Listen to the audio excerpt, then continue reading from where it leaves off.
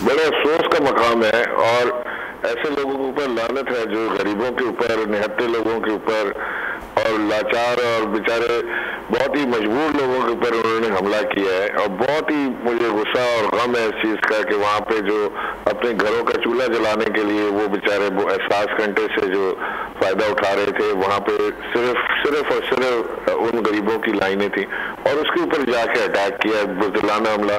और ये बड़ा मैंने अभी आईजी साहब से भी बड़ी बात की है कि सख्ती से इसका नोटिस की तरफ जाएं और कैफरे किरदार पर पहुंचाए उनको जो इन्होंने इस हीडियस क्राइम में जिन्होंने हिस्सा लिया है।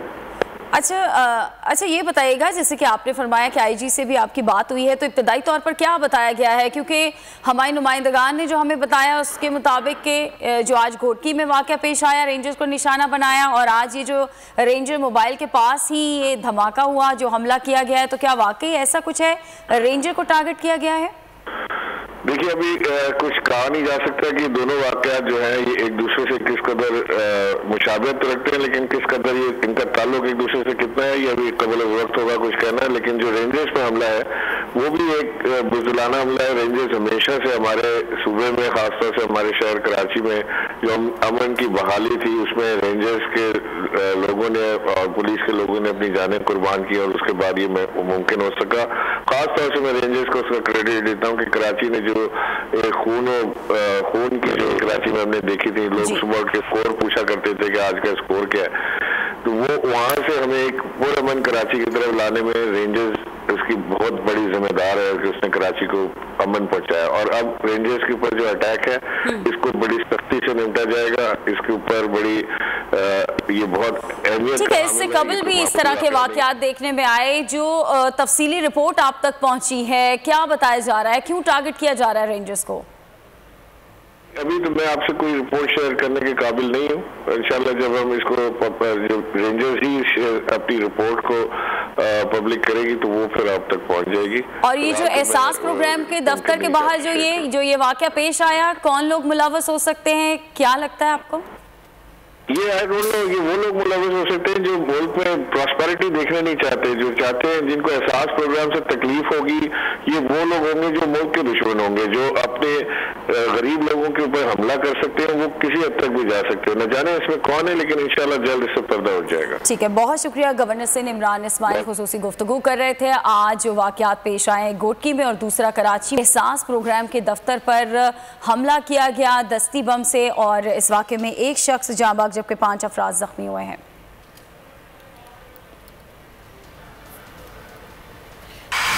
बड़े अफसोस का मकाम है और ऐसे लोगों के ऊपर लानत है जो गरीबों के ऊपर, निहत्ते लोगों के ऊपर और लाचार और बेचारे बहुत ही मजबूर लोगों के ऊपर उन्होंने हमला किया है। और बहुत ही मुझे गुस्सा और गम है इस चीज का कि वहाँ पे जो अपने घरों का चूल्हा जलाने के लिए वो बेचारे वो एहसास घंटे से जो फायदा उठा रहे थे, वहाँ पे सिर्फ और सिर्फ उन गरीबों की लाइनें थी और उसके ऊपर जाके अटैक किया, बुज़दिलाना हमला।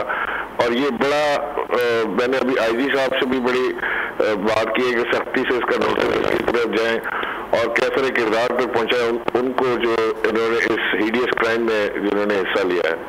अच्छा ये बताइएगा, जैसे कि आपने फरमाया कि आईजी से भी आपकी बात हुई है, तो इब्तदाई तौर पर क्या बताया गया है? क्योंकि हमारे नुमाइंदगान ने जो हमें बताया उसके मुताबिक कि जो आज घोटकी में वाक़या पेश आया, रेंजर्स को निशाना बनाया और आज ये जो रेंजर मोबाइल के पास ही ये धमाका हुआ, जो हमला किया गया है, तो क्या वाकई ऐसा कुछ है, रेंजर को टारगेट किया गया है?